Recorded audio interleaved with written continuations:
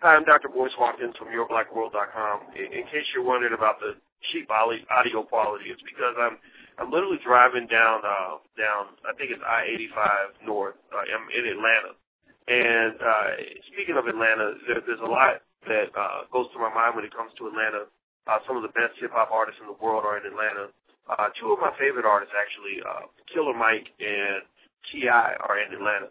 And I recently read an article written by one of our bloggers that actually bothered me, and it was an article basically saying that, and it's on blacklightmoi.com, and the article basically said that T.I. claims that his record label, Atlantic Records, was very disappointed that he made the decision to modify his gangster, killer, criminal image to one that is more mature, more family-friendly, a more positive image.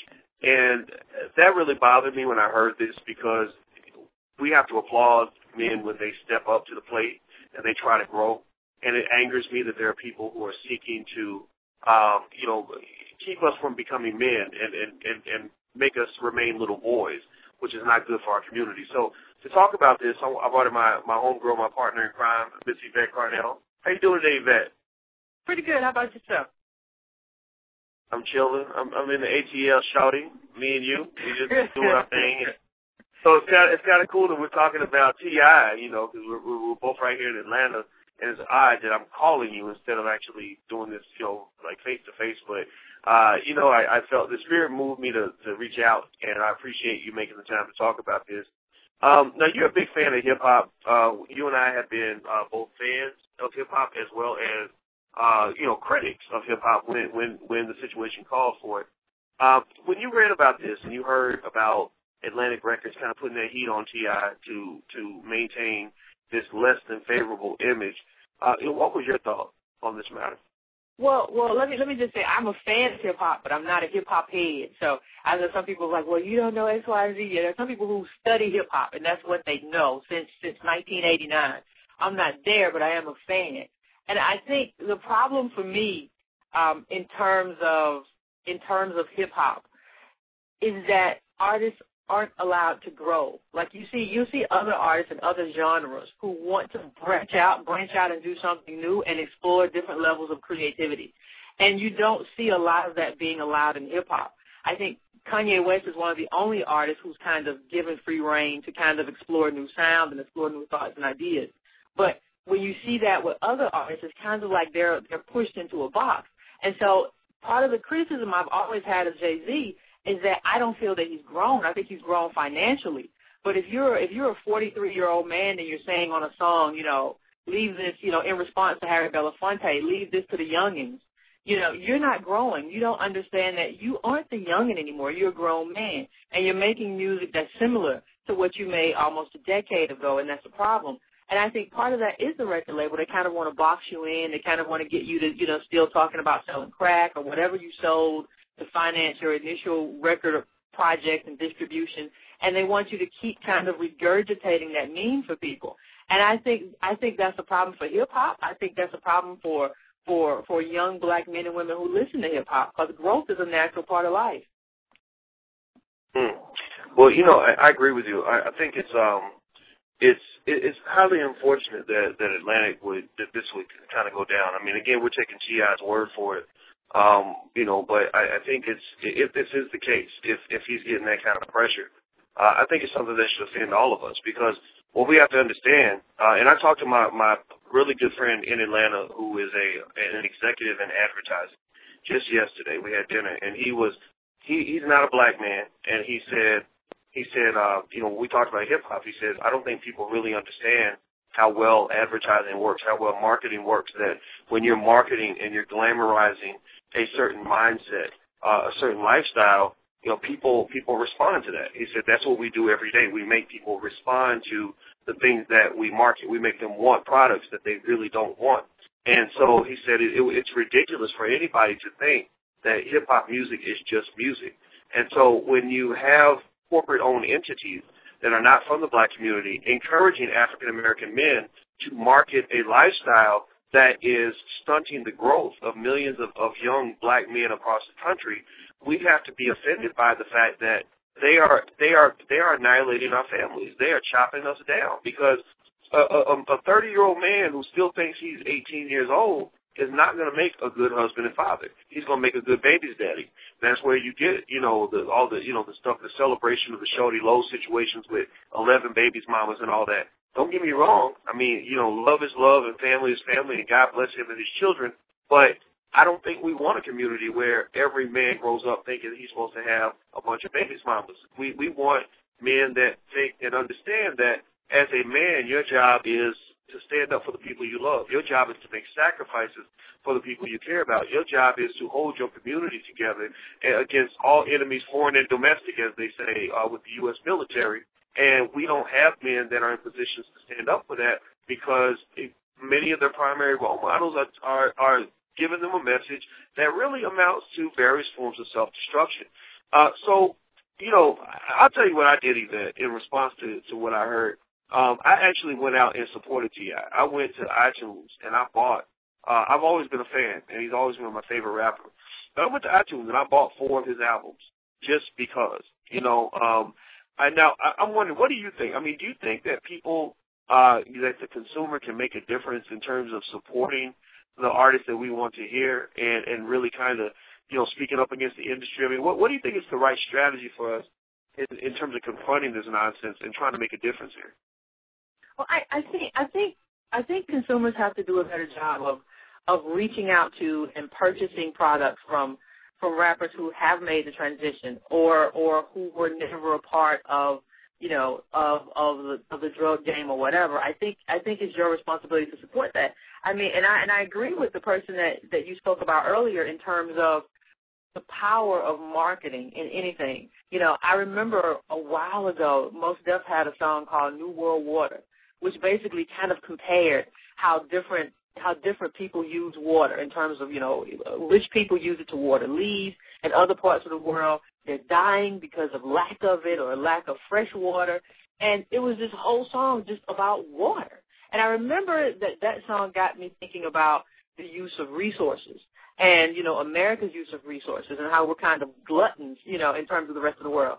And you think if that song got me to thinking about resources, then you wonder, what does a song do that tells you to throw money in the air and, have a drink and get drunk and that's the life? You wonder what the constant, barrage of those types of lyrics have on young people. Because for me, and I heard someone else say this, that teaches, the whole throw money in the air thing kind of teaches you to just waste your money, waste your resources. It's cool to just waste it. So when I see what I saw a while ago, was like a year or two ago with the game, buying $1,000 bottle of champagne, coming outside and pouring it on the ground, I think about that music, and I think about how that's been ingrained in people that, wasting resources, wasting money is a cool thing to do. So I don't think you can walk away from hip-hop and say that these lyrics are just lyrics and they don't have an impact. They do have an impact on your little scales in terms of right and wrong. And I think that we have to reach out and we have to support. Even though these people aren't marketed, I think we have to find them. We have to take responsibility to find artists who aren't just taking the easy route, because that's not what you want, and that's not healthy.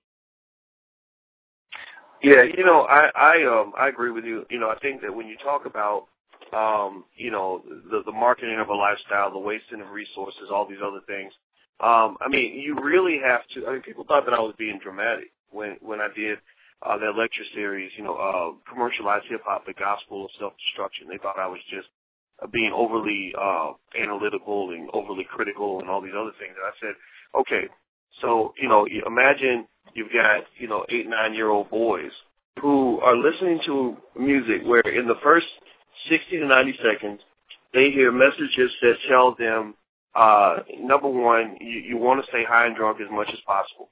That's actually a source of pride. You'll hear rappers start off saying, I stay high up off that kush, or smoke weed every day, or I was drunk as hell and I got behind the wheel. You literally will hear lyrics like this, which I think have a huge impact on impressionable young minds. Number two, you're going to hear a message of sexual irresponsibility. Look at how many bitches I got. I'm just going to use their language. That's what it's always, bitches and hoes, bitches and hoes, bitches and hoes. You're going to hear a message of violence that says, I got a clip for them haters. or even Lil Wayne went as far as talking about shooting, I'll shoot your grandmother up, I'll shoot a little baby up, and the thing is that these images, these messages, that's very real. I mean, hip hop is not just like watching a movie where people come out and say, hey, I'm an actor, I really don't behave this way. I'm actually the opposite in real life. No, these artists are expected to be authentic by many people in their audience. You are expected to be, the tatted up, thugged out, weed smoking, whatever it is that you claim to be. And if you're not that person, then people don't respect you as much. So ultimately, I think that we have to really confront some of this. And I think we have to do a couple of things. Number one, we have to support the artists that we love. And I've actually pushed myself to do that more often. Like I support Lupe Fiasco. I support Immortal Technique, who's a favorite artist for you and I, et cetera. I do that. I'm going to support T.I., Killer Mike. I support him because he's educating people on the effects of mass incarceration. But at the same time, I think we have to be ready to go to war. We have to be ready to really go after the labels that are promoting artists that are sending out messages that are not effective. That's why I don't have any apologies or regrets for the role we played in killing Lil Wayne's deal with Mountain Dew. My feeling is, look, if you want another deal with Mountain Dew, come out with a different message. Do something for the people that you care about instead of trying to destroy them. Because if we don't do this, if we don't speak up about this, we're going to continue to see our community just fall to pieces. It's not a matter of looking at hip-hop music and saying, oh, hip-hop is responsible for all the problems in America. We know where these problems come from. You and I have talked extensively about where the war on drugs came from, where mass incarceration came from, where poverty comes from, et cetera. And those are things that we're certainly going to fight too, but there's a difference between music that seeks to help people endure these conditions and to overcome these conditions versus music that glorifies the negative outcomes from these conditions. There's nothing ever in the history of the world, nothing good has ever been achieved by a group of people who stay high and drunk every day. So I think that we have to understand this and we have to fight this. So, Yvette, I'll let you get the last word and then we'll be out of here. What say you, Yvette? No, I agree. I think for me it's all about proportion. When in the 90s you had gangster rap and that sort of thing came out, but you had a lot of other rap. So it was kind of like, at that moment to me, it was kind of like entertainment in the sense that, yeah, there is gangster music, but I also have MC Light. I also have everybody else. I also have a lot of other messages. So it wasn't that people were bombarded with one violent, drug-induced message. But now most of mainstream hip-hop is about either violence or promiscuity or misogyny or drug abuse. I mean, it's all about the same thing, and that is just a message that gets inundated, to the youth. And so when you're talking to them about what needs to happen in order for you to avoid traps, right? We know that there are traps all over American society, especially for African American youth. So when you're talking to them about avoiding the trap, it's sort of difficult when the other thing in their ear is kind of having a conversation about, no, this is something you should do. You shouldn't care about what the police do. F the police. This is the conversation that's being had, and it makes it more difficult to have a real conversation about what really needs to happen in order for, black youth in this country to avoid the traps that will just solidify your place in poverty for the rest of your life. Absolutely. I agree, and this is a battle I'm going to keep fighting. When I talked to Killer Mike, I told him, I said, I'm not C. Dolores Tucker. I'm not somebody who doesn't appreciate the value of hip hop. I am of hip hop. I listen to the music. I understand the music. I appreciate why people love the music. But I think that we have to have a call for moderation amongst hip hop artists. And people will, and this is where I respectfully disagree with my colleague Michael Eric Dyson. When we had the debate at Brown, his point was freedom of speech, freedom of speech, freedom of speech. Well, guess what? When a corporation is telling you what to say on a record in order to sell more records, you have no freedom of speech. That's not freedom of speech. That's corporate speech. That is speech based on capitalism and you trying to make as much money as you can by exploiting and destroying an entire community, and I'm just not going to allow it. So thank you very much, Yvette. I really appreciate your time. And thank you all for checking us out at yourblackworld.com. And until we meet again, please stay strong, be blessed, and be educated. We are gone. Peace.